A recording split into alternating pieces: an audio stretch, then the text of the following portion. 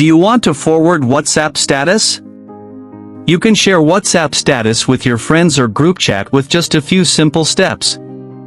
Before we begin, please like this video and subscribe to our channel for more tutorials and tips. I've also included some helpful tools and apps in the description, so be sure to check them out. To forward a WhatsApp status to someone. First, open the WhatsApp application on your mobile device. Once you're in WhatsApp, tap on the Updates tab at the bottom of the screen.